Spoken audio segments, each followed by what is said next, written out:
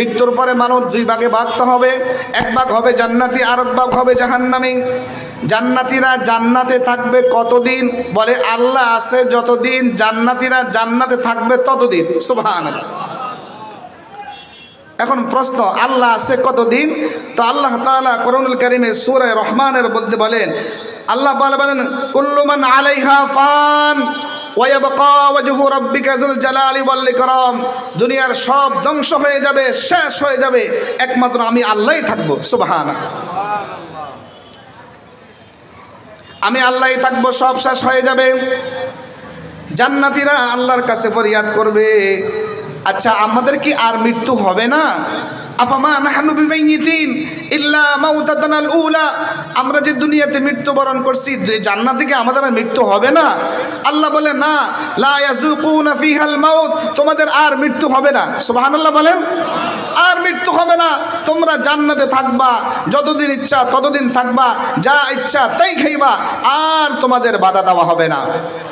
আর যাদের কিসমত খারাপ হয়ে যাবে, যারা জাহান্নামী হবে, যারা শাকী হবে, রব্বে কারীমের পক্ষ থেকে হুকুম জারি হয়ে যাবে। যারা জাহান্নামী হবে তাদের অবস্থা কি হবে? রব্বে কারীম কোরআনুল কারীমে বলেন, খুযুহু ফাকুল্লু সুম্মাল জাহিমা সাল্লু সুম্মা ফি সিলসিলাতিন যারউহা ৭০ যিরাআন ফাসলুকু। যারা জাহান্নামী হবে, যাদের কিসমত খারাপ হয়ে যাবে, তাদেরকে রব্বে কারীম ঘোষণা দিবে, খুযুহু ফাকুল্লু, তাকে ধরো, শক্ত করে ধরো, ৭০ গজ শিকল দ্বারা পেঁচাইয়া তাকে জাহান্নামে নিয়ে যাও। শুধু তাই নয়, এই যে আযাব শেষ হয়ে যেত কতই না ভালো হতো। রব্বে কারীম বলে না না, আযাব শেষ হবে না। খুযুহু ফাতিলুহু ইলা সাওয়াইল জাহিম। রব বলে না না, তারপরও আযাব শেষ হবে না। এক পর্যায়ে তাদেরকে জাহান্নামের মাঝখানে নিয়ে যাওয়া হবে। আহারে, এরপরও আযাব যদি শেষ হয়ে যেত কতই না ভালো হতো। রব বলে না, আযাব শেষ হবে না। এরপরও যদি আযাব শেষ হয়ে যেত, আযাব শেষ হয়ে যেত কতই না ভালো হতো। রব বলে না না, তোমাদের আযাব শেষ হবে না। এক পর্যায়ে তাদেরকে আগুনের পোশাক পরিধান করা হবে। রব কোরআনুল কারীমে বলেন, ফাল্লাযীনা কাফারু কুদ্দিআত লাহুম সিয়াবুম মিন নার ইউসাব্বু মিন ফাওকি রুউসিহিমুল হামীম। তাদেরকে আগুনের পোশাক পরিধান করে দেওয়া হবে। আগুনের পোশাক পরিধান করে দেওয়ার পরে কি হবে? খুযুহু ফাআম্মাল্লাযীনা কাফারু কুদ্দিআত লাহুম সিয়াবুম মিন নার ইউসাব্বু মিন ফাওকি রুউসিহিমুল হামীম ইউসহারু মা ফি বুতুনিহিম ওয়াল জুলুদ ওয়া লাহুম মাকামিউ মিন হাদিদ। তাদের মগজগুলো টকবক টকবক করে উত্তরাতে থাকবে এবং নাড়ি বুড়ো সবগুলো নিজ দিকে বাইর হয়ে যাবে। এরপর আযাব শেষ হবে না। এরপর আযাব শেষ হবে না। দুনিয়াতে আসামিকে ধরার জন্য যেরকম পুলিশ হ্যান্ডকাপ পরায়, এক পর্যায়ে আসামিকে ধরার জন্য পুলিশ নোটিশ পাঠায়। কি বলেন, পাঠায় কি পাঠায় না? আল্লাহ তাআলা সেদিন কিয়ামতের ময়দানে বান্দাকে বলবেন, ইকরা কিতাবাক কাফা বিনাফসিকাল ইয়াওমা আলাইকা হাসিবা। এ বান্দা, পড়ো, তোমার আমলনামা, তোমার জীবনের সব কৃতকর্মগুলো উঠা আছে, তুমি পড়ো। আজকে তুমি তোমার আমলনামায় নিজেই যথেষ্ট হয়ে যাইবা। আল্লাহ আমাদেরকে সেই আযাব থেকে, সেই জাহান্নামের আযাব থেকে আমাদেরকে রক্ষা করেন, বলেন আমিন। এই জন্য আমরা জান্নাতে যাইতে চাই না জাহান্নামে যেতে চাই? সবাই বলেন জান্নাতে না জাহান্নামে? জান্নাতে যাওয়ার জন্য আমি যে তেলাওয়াতকৃত আয়াত তেলাওয়াত করেছি, জান্নাতে যাওয়ার জন্য দুইটা ফর্মুলা লাগবে। বলেন কয়টা ফর্মুলা? দুইটা ফর্মুলা। এক হলো আল্লাহ পাকের সন্তুষ্টি আর ভালোবাসা, রাসূল করিম সাল্লাল্লাহু আলাইহি সাল্লামের সুপারিশ, এই দুইটা জিনিস লাগবে। বলে আল্লাহ তাআলার ভালোবাসা কিভাবে অর্জন হবে? তো আল্লাহ তাআলা কোরআনুল কারীমে ইরশাদ করেন, আমার ভালোবাসা কিভাবে অর্জন হবে? আমাকে দুনিয়াতে পাইবা না তোমরা, আমাকে দুনিয়াতে তোমরা বাজারে পাইবা না। আমি আল্লাহর দিদার তুমি বাজারে ঘাটে পাইবা না। আমি আল্লাহর দিদার তুমি চায়ের স্টলে পাইবা না। আমার আল্লাহকে পাওয়ার জন্য একটা গাইডলাইন হলো রাসূল করিম সাল্লাল্লাহু আলাইহি ওয়াসাল্লামকে আল্লাহ তাআলা বলেন, হে রাসূল, আপনি আপনার উম্মতদেরকে বলে দেন, কুল ইন কুনতুম তুহিব্বুনাল্লাহ।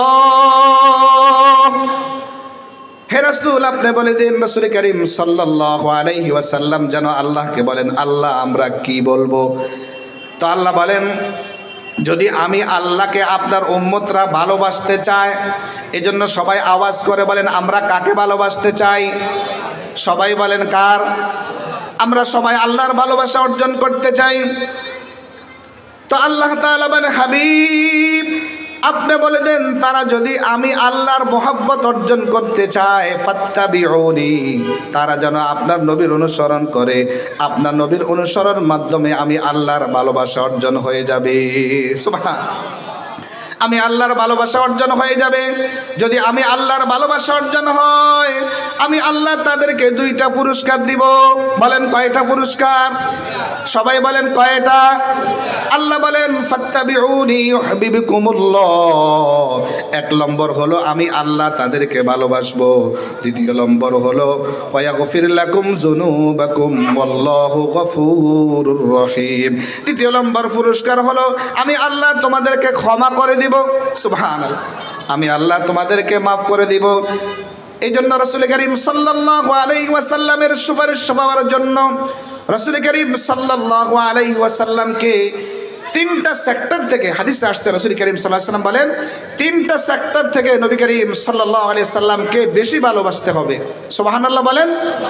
1 নম্বর হলো নিজের জান থেকে নবীকে বেশি ভালোবাসতে হবে, নিজের সন্তান থেকে বেশি ভালোবাসতে হবে, নিজের স্ত্রী সন্তান নিজের মাল সম্পদ থেকে রাসূল করিম সাল্লাল্লাহু আলাইহি ওয়াসাল্লামকে বেশি ভালোবাসতে হবে। যদি ভালোবাসা অর্জন করতে পারি, আল্লাহ পাক বলে তোমাদের জন্য জান্নাত। সুবহানাল্লাহ বলেন। এজন্য রাসূল করিম সাল্লাল্লাহু আলাইহি ওয়াসাল্লামকে নিজের জান থেকে বেশি ভালোবাসতে হবে। বলেন আমরা রাসূল করিম সাল্লাল্লাহু আলাইহি ওয়াসাল্লামের ভালোবাসা অর্জন করতে চাই কি চাই না? সবাই বলেন চাই কি চাই না? আল্লাহর নবী সাল্লাল্লাহু আলাইহি ওয়াসাল্লামের সাহাবী হযরত আব্দুল্লাহ ইবনে হিশাম রাদিয়াল্লাহু তাআলা আনহু তিনি বলেন, রাসূল করিম সাল্লাল্লাহু আলাইহি ওয়াসাল্লাম বলেন, ক্বালা রাসূলুল্লাহ সাল্লাল্লাহু আলাইহি ওয়াসাল্লাম, ক্বালা রাসূলুল্লাহ সাল্লাল্লাহু আলাইহি ওয়াসাল্লাম, কুন্না মা রাসূলিল্লাহ সাল্লাল্লাহু আলাইহি ওয়াসাল্লাম। আব্দুল্লাহ ইবনে হিশাম রাদিয়াল্লাহু তাআলা আনহু তিনি বলেন, একদিন আমরা আল্লাহর নবী সাল্লাল্লাহু আলাইহি ওয়াসাল্লামের সাথে একটি হাঁটাচলা করতেছি, কোনো এক সফরে যাচ্ছিলাম। ওয়া হুয়া আখিযুম বিয়াদি ওমর, আল্লাহর নবী সাল্লাল্লাহু আলাইহি ওয়াসাল্লাম ওমর রাদিয়াল্লাহু তাআলা আনহুর হাত ধরে ধরে হাঁটতেছে। বাবা যেমন সন্তানের হাত ধরে ধরে হাঁটে, হাঁটা শিখায়, আল্লাহর নবী সাল্লাল্লাহু আলাইহি ওয়াসাল্লাম ওমর রাদিয়াল্লাহু তাআলা আনহুর হাত ধরে ধরে হাঁটতেছে। সুবহানাল্লাহ। ওই সময় রাসূল করিম সাল্লাল্লাহু আলাইহি ওয়াসাল্লামকে ওমর বলল, ফাকালা লাহু ওমর, ওমর বলল, ইয়া রাসূলুল্লাহ লা আনতা হাব্বা ইলাইয়া মিন কুল্লি শাই। ও আল্লাহর হাবিব, আমি আপনাকে দুনিয়ার সব জিনিস থেকে বেশি ভালোবাসি, ইল্লা মিন নাফসিক, তবে ইয়া রাসূলুল্লাহ ইয়া হাবিবাল্লাহ, আমার জান থেকে আমি আপনাকে বেশি ভালোবাসি না। রাসূল করিম সাল্লাল্লাহু আলাইহি ওয়াসাল্লাম বলেন, ওমর লা, ওমর লা, ওয়াল্লাযী নাফসি বিয়াদি মুহাম্মদ হাত্তা আকুনা হাব্বা ইলাইহি। ও ওমর, এখন তুমি পরিপূর্ণ ঈমানদার হতে পারো নাই যতক্ষণ পর্যন্ত তুমি নিজের জান থেকে বেশি না ভালোবাসবা আমি নবীকে, ততক্ষণ পর্যন্ত তুমি পরিপূর্ণ ঈমানদার হতে পারবা না। ওমর রাদিয়াল্লাহু, হাদিসে আসছে ওমর রাদিয়াল্লাহু তাআলা আনহু কিছুক্ষণ চুপ থাকার পরে বলে, ওগো আল্লাহর হাবিব, এখন আমি আমার জান থেকে আমি আপনাকে বেশি ভালোবাসছি। ওগো আল্লাহর হাবিব, রাসূল করিম সাল্লাল্লাহু আলাইহি ওয়াসাল্লাম বলেন, আল আন ইয়া ওমর। সুবহানাল্লাহ বলেন। হ্যাঁ ওমর, এখন তুমি পরিপূর্ণ ঈমানদার হইছো। সুবহানাল্লাহ বিহামদি। নিজের জান থেকে বেশি ভালোবাসতে হবে। যারা নিজের জান থেকে সুন্নতকে বেশি ভালোবাসছে, নবীর তরিকাকে বেশি ভালোবাসছে, কোরআনকে বেশি ভালোবাসছে, সাহাবায়ে কারাম রিদওয়ানুল্লাহি তাআলা আলাইহিম আজমাইন নবী করিম সাল্লাল্লাহু আলাইহি সাল্লামকে ভালোবাসার কারণে, নবীর মুহাব্বত অর্জন করার কারণে তাদেরকে দুনিয়াতে থাকা অবস্থায় আল্লাহ তাআলা জান্নাতের ঘ্রাণ তাদের নাকের মধ্যে আল্লাহ পাক পাঠাইয়া দিয়েছে।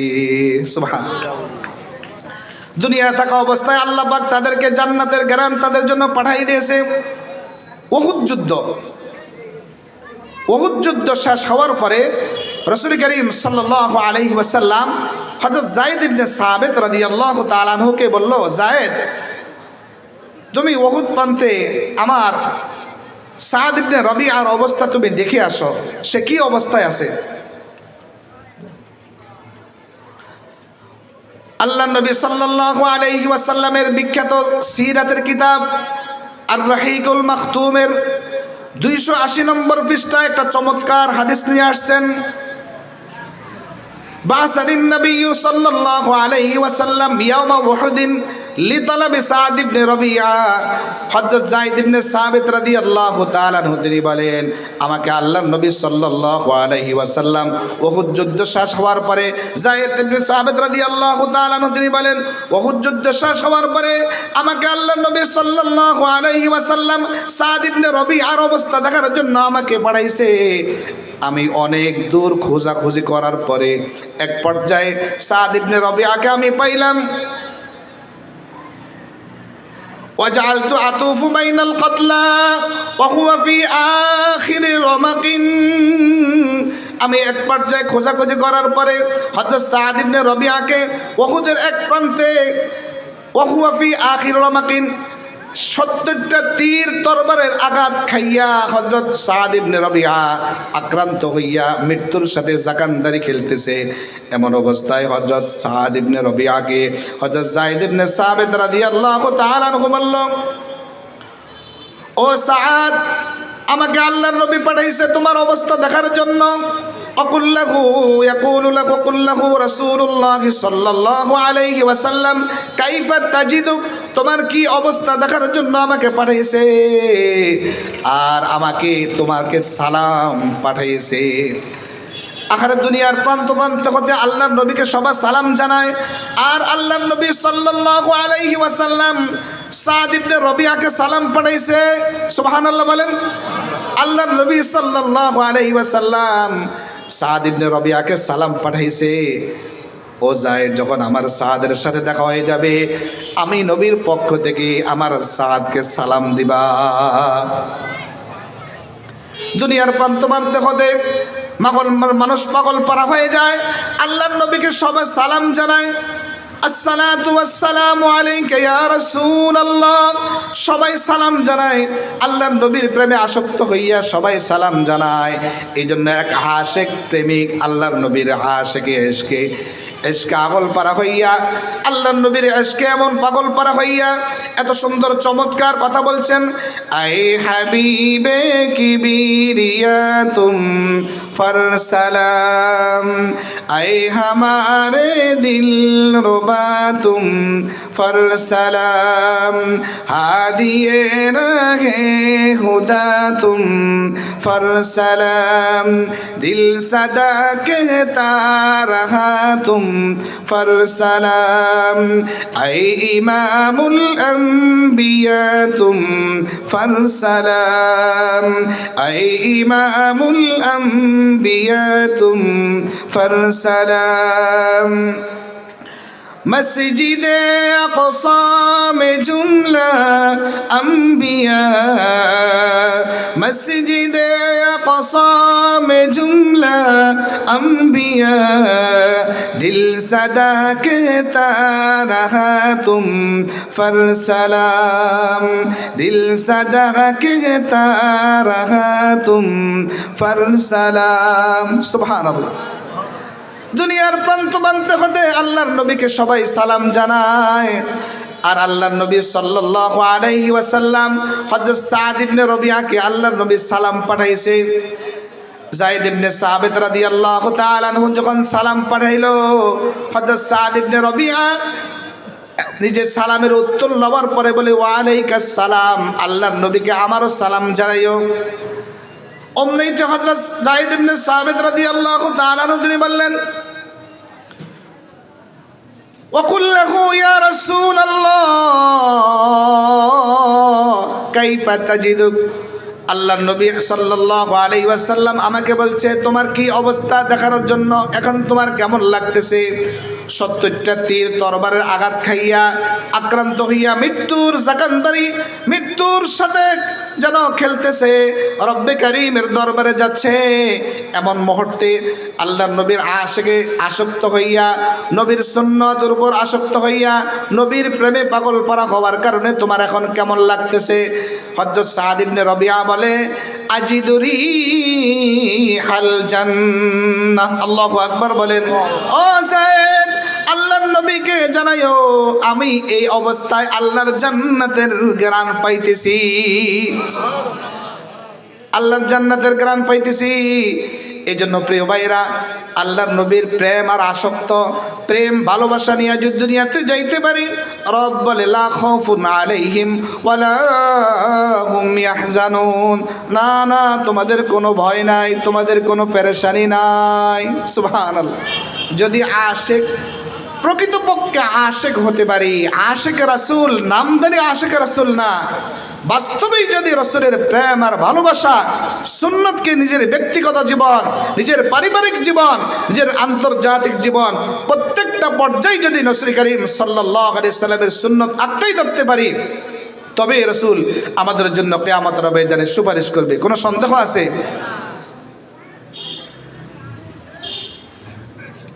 আল্লাহ নবী সাল্লাল্লাহু আলাইহি ওয়াসাল্লাম একজন সাহাবী, সুবহানাল্লাহ, বুখারীর বর্ণনা। আল্লাহ নবী সাল্লাল্লাহু আলাইহি ওয়াসাল্লাম একজন পিচ্চি সাহাবী হযরত তালহা, লাম্মা লাকিয়ান নবী সাল্লাল্লাহু আলাইহি ওয়াসাল্লাম, আল্লাহ নবী সাল্লাল্লাহু আলাইহি ওয়াসাল্লামের পিচ্চি সাহাবী তালহা ইবনে বারা রাদিয়াল্লাহু তাআলা আনহু, আল্লাহ নবী যখন মক্কা থেকে মদিনায় হিজরত করে যায়, তালহা মাঝে মাঝে আল্লাহর নবীর সাথে সাক্ষাৎ করত। ওই পিচ্চি সাহাবী একবার বলে, ইয়া রাসূলুল্লাহ, আমি আপনাকে বেশি ভালোবাসি। সুবহানাল্লাহ বলেন। তা রাসূল সাল্লাল্লাহু আলাইহি ওয়াসাল্লাম বলছে, আচ্ছা তালহা, এই তুমি যে আমাকে বেশি ভালোবাসো, প্রমাণ কি? প্রমাণ দেখাও। মুরনি বিমা আহবাবতা ফালা আসি লাকা আমরা, তুমি যে আমাকে বেশি ভালোবাসো এটার একটা প্রমাণ দেখাও। তো তালহা বলে, তো রাসূল সাল্লাল্লাহু আলাইহি ওয়াসাল্লাম যখন বলছে তালহা তুমি প্রমাণ দেখাও, তো তালহা বলল, ইয়া রাসূলুল্লাহ, এই মুহূর্তে আমাকে যা আদেশ করবেন আমি তাই পালন করব। সুবহানাল্লাহ বলেন। আল্লাহ নবী সাল্লাল্লাহু আলাইহি ওয়াসাল্লাম বলছে, ঠিক আছে তালহা, উকতুল আবাকা, এই যে তলোয়ার, এই যে তোমার বাবা, তোমার বাবাকে, বারাকে তুমি এই মুহূর্তে হত্যা করো। হযরত তালহা পিচ্চি সাহাবী আল্লাহর নবীকে কেমন ভালোবাসছেন বলার সাথে সাথে তালহা রাদিয়াল্লাহু, হযরত তালহা রাদিয়াল্লাহু তাআলা আনহু খাপ থেকে তলোয়ার নিয়ে আল্লাহর নবী সাল্লাল্লাহু আলাইহি সাল্লামের আদেশ পালন করার জন্য, তার বাবাকে হত্যা করার জন্য চলে গিয়েছে।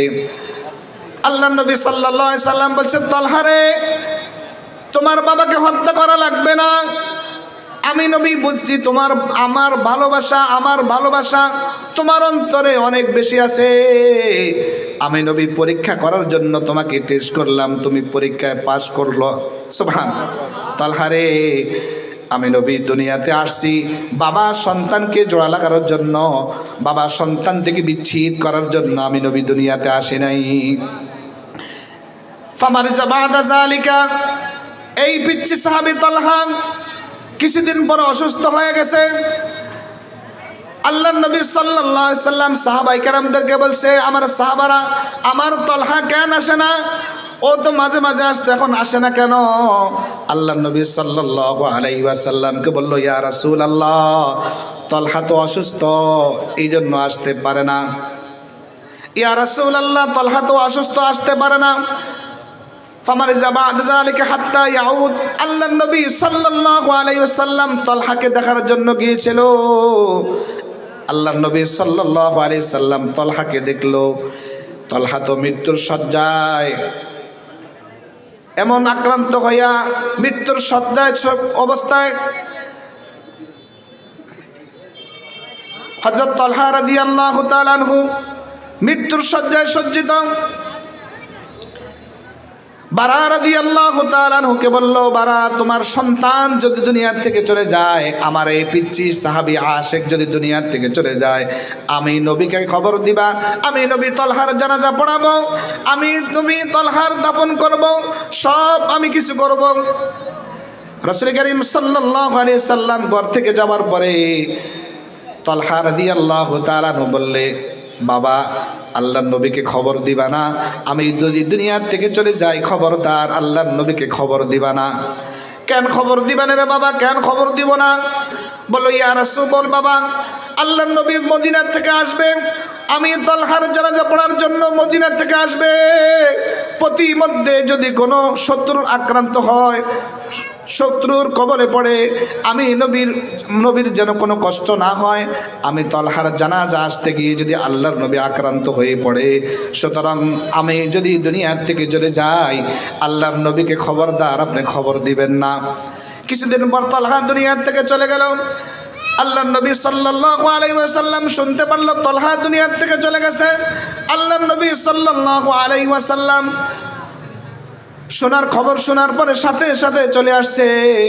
বুখারী শরীফের বর্ণনা, আল্লাহর নবী সাল্লাল্লাহু আলাইহি ওয়াসাল্লাম আল্লাহর কাছে হাত তুলে দোয়া করলেন, আল্লাহ আল্লাহ ও রব্বে কারীম, তলহার সাথে এমনভাবে আপনি সাক্ষাৎ করিয়েন যেন তলহাকে দেখি আপনি হাসতেছেন। সুবহানাল্লাহ। কারণ হলো এই তলহা আমার প্রেমে আসক্ত হইয়া আমাকে ভালোবাসা দুনিয়াতে চলে গেছে। আল্লাহ দয়া করে মেহেরবানি করে আপনি তাকে তলহাকে মাফ করে দেন। সুবহানাল্লাহ। এই জন্য সুন্নতি জীবন যদি আমল করতে পারি, আল্লাহ নবীর সুন্নাত আল্লাহ নবী পছন্দ করছে, দাড়িকে পছন্দ করছে, আমার দাড়ি পছন্দ হওয়া লাগবে।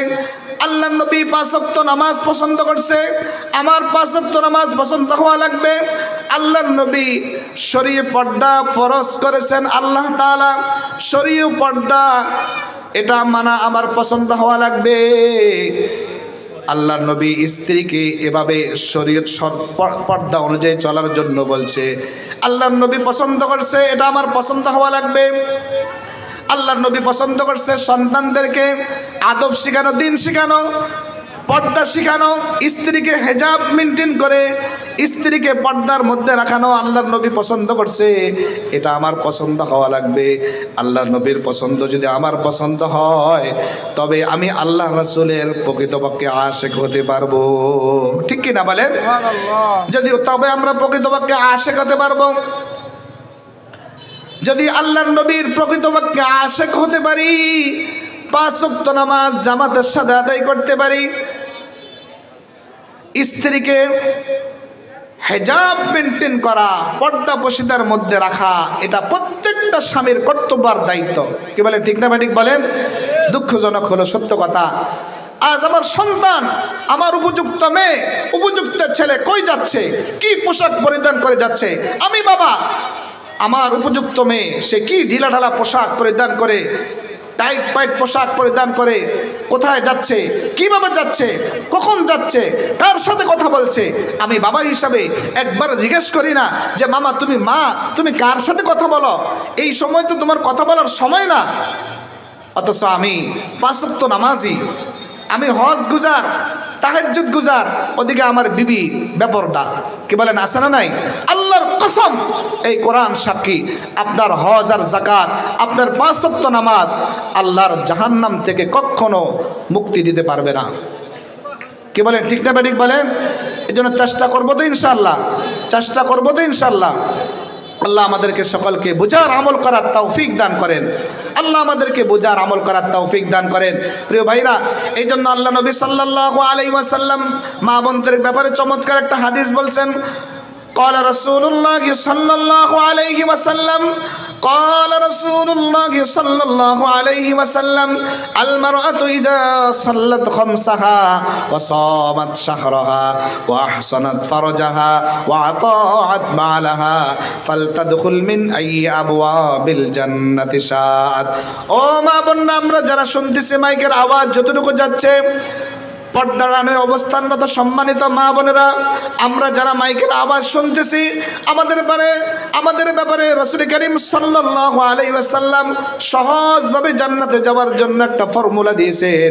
যদি কোনো মহিলা 5 ওয়াক্ত নামাজ জামাতের 5 ওয়াক্ত নামাজ পড়তে পারে, আল মারআতু ইযা সাল্লাত খামসাহা, 5 ওয়াক্ত নামাজ যদি যথাযথভাবে আদায় করে, ওয়াসামাত শাহরাহা, রমজান মাসের রোজা যদি পালন করে, ওয়াসামাত শাহরাহা ওয়া আতাআত বালাহা ওয়া আহসানাত ফারজাহা, নিজের লজ্জাস্থানকে হেফাজত করে, নিজের স্বামীর আতাআত করে, স্বামীর হুকুমের বাইরে কোথাও যায় না, স্বামীর অনুমতি ছাড়া মার্কেটে যায় না, স্বামীর অনুমতি ছাড়া ঘর থেকে বাইর হয় না। ওয়াহসানাত ফারজাহা ওয়া আতাআত বালাহা ফালতাদখুল মিন আইয়ি আবওয়াবিল জান্নাতি শাআত। আল্লাহর নবী সাল্লাল্লাহু আলাইহি ওয়াসাল্লাম বলে, ও আমার উম্মতের নারীরা, এই কাজগুলো যদি তোমরা পালন করতে পারো, ফালতাদখুল মিন আইয়ি আবওয়াবিল জান্নাতি শাআত, তোমাকে রব্বে কারীম এমন এক পাওয়ার দান করবে, এমন এক পাওয়ার দান করবে, জান্নাতের যেই গেটে যেই দরজায় তুমি ঢোকার জন্য এভাবে যে গেটে ঢোকার জন্য প্রবেশের জন্য তুমি ইচ্ছা করবে, ওই গেটে তুমি প্রবেশ করতে পারবে, কোনো সমস্যা হবে না। সুবহানাল্লাহ বলেন। এই জন্য রাসূল কারীম সাল্লাল্লাহু আলাইহি ওয়াসাল্লামের একজন সাহাবী হযরত বুরাইদা আসলামী রাদিয়াল্লাহু তাআলা আনহু, হুসনে খাতেমা নামক কিতাবের মধ্যে আসছে ঘটনা। আল্লাহর নবীর পেয়ারা সাহাবী হযরত বুরাইদা আসলামী রাদিয়াল্লাহু তাআলা আনহু আল্লাহ নবীর কাছে আসছো, ইয়া রাসূলুল্লাহ, আমি একজন বিবাহের উপযুক্ত সাহাবী, বিবাহ করতে পারতেছি না, ইয়া রাসূলুল্লাহ, আপনি নবীর কাছে পরামর্শের জন্য আসছি, আমি এখন কি করব? আল্লাহ নবী সাল্লাল্লাহু আলাইহি ওয়াসাল্লাম বলে, বুরাইদা, যে মেয়ের মধ্যে চারটা গুণ পাইবা, লিমালিহা ওয়ালি নসবিহা ওয়ালি জামালিহা ওয়ালি দীনিহা ফাসবার বিজাতিদ্দীন তারিবাত ইয়াগা। ও বুরাইদা, যে মেয়ের মধ্যে তার দিনদারিয়ত দেখবা, লিমালিহা তার সম্পদ দেখবা, ওয়ালি নসবিহা তার বংশ দেখবা, ওয়ালি জামালিহা মেয়ের সৌন্দর্য দেখবা, ওয়ালি দীনিহা মেয়ের দিনদারিয়ত দেখবা। যদি কোনো এটা না পাও, শুধু দিনদারিয়ত যদি মেয়ের মধ্যে পাও, দিনদারিয়তকে প্রাধান্য দিয়ে মেয়েকে বিবাহ করবা। বুরাইদা আসলামী রাদিয়াল্লাহু তাআলা আনহু দৌড় দিয়ে আল্লাহ রাসূল সাল্লাল্লাহু আলাইহি সাল্লামের মজলিস থেকে চলে গেল। বুরাইদা আসলামী রাদিয়াল্লাহু তাআলা আনহু আল্লাহ নবীর এই সংবাদ শোনার পরে, অনেক খোঁজাখুঁজি করার পরে একজন সম্ভ্রান্ত বংশের এক নারীর সংবাদ পেল। মেয়ের বাবাকে বলতেছে, আল্লাহর নবী সাল্লাল্লাহু আলাইহি সাল্লাম আমাকে পাঠাইছে আপনার মেয়ের সাথে আমাকে বিবাহ দেওয়ার জন্য। মেয়ের বাবা বলতেছে, বুরাইদা, তুমি একজন আনসারী সাহাবী, তোমার টাকা পয়সা নাই, ধন দৌলত নাই, তুমি একজন কালা কুশ্রী মানুষ, আর আমার মেয়ে এই সমাজের মধ্যে সবচাইতে বড় সম্পদশালী, আমরা সবচাইতে বড় প্রভাবশালী সুন্দরী রূপসী মেয়ে, এত সাবাস কিভাবে করলা বুরাইদা? না না, তোমার সাথে আমার মেয়ে দেওয়া হবে না, যাও। ভিতর থেকে মেয়ে যখন সংবাদটা শুনলো, মেয়ে বলতেছে, বাবা, আমার বিবাহর সংবাদ যেন কে নিয়ে আসছে? বাবা বলল, মা, আমি যতটুকু জানি বুরাইদা আসছে, আর বুরাইদা নিজের পক্ষ থেকে আসে নাই, আল্লাহর নবী সরকারে দো আলম নবী মুহাম্মদুর রাসূলুল্লাহ সাল্লাল্লাহু আলাইহি ওয়াসাল্লামের পক্ষ থেকে প্রস্তাব এসেছে। মেয়ে বলল, বাবা, যাও, তাড়াতাড়ি যাও আল্লাহর রাসূলের দরবারে, কারণ আল্লাহর নবী সাল্লাল্লাহু আলাইহি ওয়াসাল্লাম যেহেতু আমার জন্য পছন্দ করছে, আল্লাহর জমিনে উত্তম স্বামী হিসাবে বুরাইদার মতো আর কেউ হতে পারে না। যেহেতু আল্লাহর নবী পছন্দ করছে, আল্লাহর নবীর পছন্দ আমার পছন্দ, বাবা, আল্লাহর নবীর পছন্দ আমার পছন্দ, আল্লাহর নবী দাড়ি পছন্দ করছে, আমার দাড়ি পছন্দ হওয়া লাগবে, আল্লাহর নবীর লম্বা জামা পছন্দ করছে, আমার লম্বা জামা পছন্দ হওয়া লাগবে, আল্লাহর নবী টুপি পছন্দ করছে, আমার টুপি পছন্দ হওয়া লাগবে। মেয়ে বলল, বাবা, যেহেতু আল্লাহর নবী পাঠাইছে, সুতরাং এটা আমার জন্য উত্তম স্বামী। আল্লাহর নবী সাল্লাল্লাহু আলাইহি ওয়াসাল্লামের দরবারে যাওয়ার পরে বলল, ইয়া রাসূলুল্লাহ, ইয়া হাবিবাল্লাহ, দয়া করে মাফ করবেন, বুরাইদা আসলামী রাদিয়াল্লাহু তাআলা আনহুকে এই মুহূর্তে বিবাহের সাথে সজ্জিত করাইয়া আমার মেয়ের জন্য পাঠান। আল্লাহর নবী সাল্লাল্লাহু আলাইহি ওয়াসাল্লাম সাহাবায়ে কেরামদেরকে বলতেছে, ও আমার সাহাবারা, বুরাইদা একজন আনসারী সাহাবী, টাকা পয়সা দান দৌলত কিছুই নাই, গরিব একজন সাহাবী, তোমরা উপস্থিত যে যা পারো বুরাইদার জন্য তোমরা এভাবে কিছু দান করো। কিতাবের মধ্যে আসছে উপস্থিত সাহাবাই কারাম 2000 দিরহাম দেনার দিয়া একটা পোটলা দিয়া বলছে বুরাইদা যাও, ধনী পরিবারে বিবাহ করবা, বিবাহের সরঞ্জাম সব কিছু কেনাকাটা করো। বুরাইদা আস্তামি রাদিয়াল্লাহু তাআলা আনহু কিতাবের মধ্যে আসছে 2000 দিরহাম আর দিনার নিয়া বাজারে যাইয়া যখন কিছু কিভাবে বিবাহের সরঞ্জাম সব কিনলো। বিবাহের সরঞ্জাম সব কিছু কেনাকাটার পরে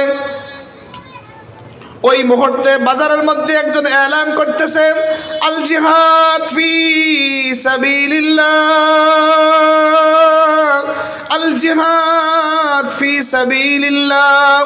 বাজারের মধ্যে এলান করতেছে, ও আল্লাহর কোন আশিকরা আছো, আল্লাহ পাকের কোন নবীর প্রেমিকরা আশিকরা আছো, অমুক জায়গায় জিহাদ চলতেছে, ইসলাম লাঞ্ছিত হয়ে যাচ্ছে, সুতরাং আমি ঠিকানা দিয়া দিলাম, সেখানে যাই জিহাদ করো, দ্বীনকে টিকাও।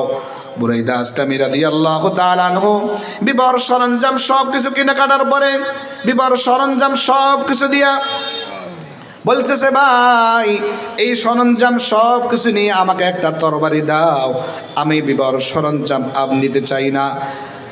আখারে কিতাবের মধ্যে আসছে বুরাইদা আস্তামি রাদিয়াল্লাহু তাআলা আনহু একটা তলোয়ার নিয়ে সেই ময়দানে জিহাদের ময়দানে ঝাঁপাইয়া পড়ে অসংখ্য গণিত জাহান্নামীদেরকে আল্লাহ পাকের জাহান্নামের আগুনে উতরে দিয়া অসংখ্য গণিত কাফেরদেরকে এভাবে হত্যা করে বুরাইদা আস্তামি রাদিয়াল্লাহু তাআলা এক পর্যায়ে শহীদ হয়ে গেলেন।